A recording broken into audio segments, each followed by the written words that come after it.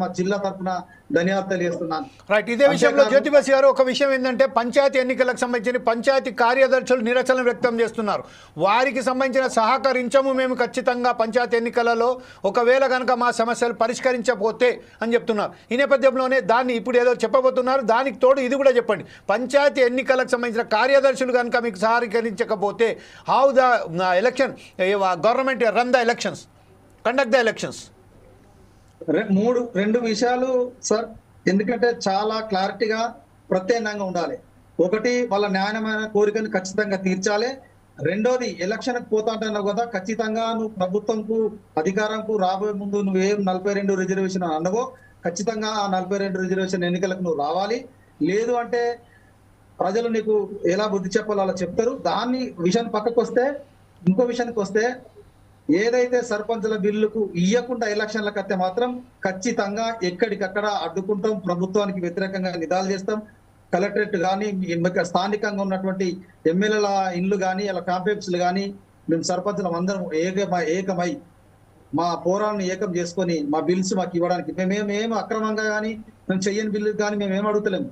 ఖచ్చితమైనటువంటి మీ నిర్ణయానికి మేము కట్టుబడి ఉంటాం. ప్రభుత్వానికి మేము సపోర్ట్ చేస్తాం. మాకు ఎలాంటి అభివృద్ధి విషయంలో ఉన్నటువంటి మాకు ఎలాంటి వివక్ష అవసరం లేదు. ఖచ్చితంగా మాకు కొంచెం నష్టమైనా కానీ అభివృద్ధి విషయంలో మేము పాల్గొంటాం. అలాంటి దాంట్లో మేము వెనక్కాడబోమని సర్పంచులు అని చెప్తున్నాం. అందుకొరకే మీరు సార్ ఒకటి పూర్తి స్థాయిలో గమనించాలి.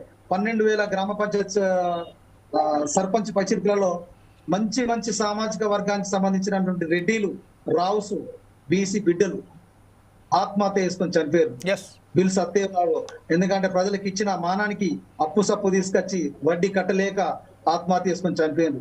వారికి నిజంగా కూడా వారి కుటుంబాలకు ఈ ప్రభుత్వం అండగా ఉండి ఎక్కడెక్కడైతే సర్పంచ్ అభివృద్ధి చేసి చనిపోయిండో మీరు పైసలు ఇవ్వకపోతే అక్కడ ఆ కుటుంబం నుంచి వెళ్ళి ప్రభుత్వమే వాళ్ళను ఒక సొంత బిడ్డ తీసుకొని అక్కడ సర్పంచులను యునానిమస్ చేయాలని మా యొక్క సర్పంచుల తరఫున డిమాండ్ చేస్తున్నాం. అదేవిధంగా కార్యదర్శులకు సంబంధించిన ఈ కార్యక్రమం ఏదైందో తప్పకుండా దాన్ని నెరవేర్చాలి. వాళ్ళకు కూడా మేము అండగా ఉంటాం. అధికారులకు మేము ఎప్పుడు కూడా సపోర్ట్ ఉంటాం. ప్రభుత్వం ప్రశ్నించే గొంతుగా మేము ఉంటాం. దయించి ఏదేమైనా చెప్పినా 150 కోట్లు రిలీజ్ చేసిన పోయినసారి చెప్పారు. కానీ దానికి డిపో దగ్గర నోటిఫికేషన్ లేదు, ఎవరి దగ్గర నోట్ లేదు. పైసలు వాళ్ళు అన్నంత మాత్రం పైసలు రావు సార్. దయచేసి 150 కోట్లు అంటే వస్తే 10 లక్షల రూపాయల సర్పంచుల బిల్లాన్ని మేము ఇస్తామనుకున్నాం. వాస్తవమే, కానీ ప్రభుత్వం మాట అన్నది కానీ డబ్బుల రూపకంగా మా దగ్గర రాలేదని చెప్పింది. ఇది స్వచ్ఛం, నిజం. ఎందుకంటే సర్పంచుల కోసం అంతా ఇంతగా దయించి మీరు మా పక్షాన పోరాడుతున్నారు. నిజంగా కూడా మీకు ఏ రకంగా మేము